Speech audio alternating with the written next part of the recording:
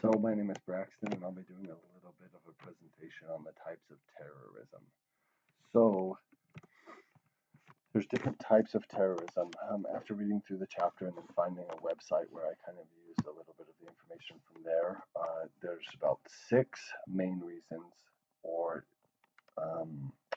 kind of motivations behind terrorism. So there's a nationalist motivation, religious, a state-sponsored, left-wing, right-wing, and an anarchist. From there, I put them into 2 categories that I kind of based it off of that.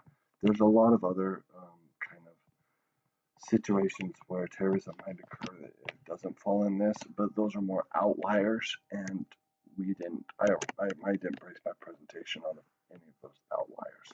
So then the 2 main categories, based on the specific motivation, would be like a political type of motivation, would be like a duty or a type of country or national feeling that they want to do, and then a kind of personal motivation, a religious kind of background, or a type of practice that they do, like anarchy.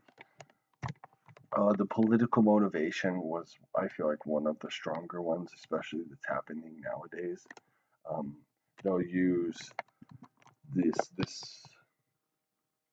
different parties will try to intimidate their opponent by using threats or by a show of power, so that they'll either kill the opponent or kind of scare them off, so that they won't have any more no more opponents and no more issues occurring. An example could be that these certain types fall under would be like the nationalists, state-sponsored terrorists, left-wing and right-wing, as well as like liberal or conservative. That's kind of what it falls into.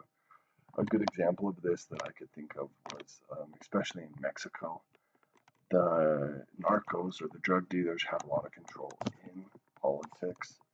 So if a certain narco or a certain drug dealer wants a certain person to win because he's being paid by him or it'd be more beneficial for him, he will use these terror acts to try to sway the vote so that this certain person will win. Next is like a personal motivation.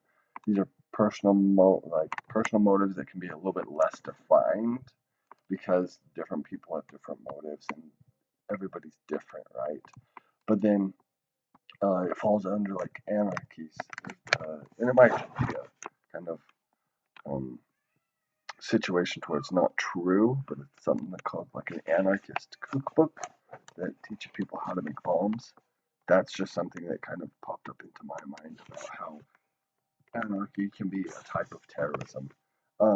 So some examples of these personal motivations could be religious, or like an anarchist kind of movement trying to get away from the government.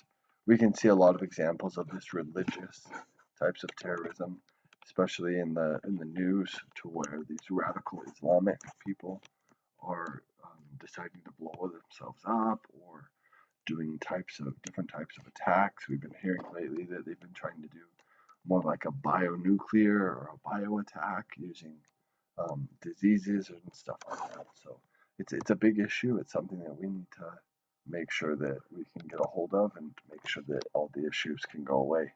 And then here's all my references. I took all my images from Shutterstock, as well as the website where I took some of the information, as well as some of those categories. I hope you enjoyed my presentation.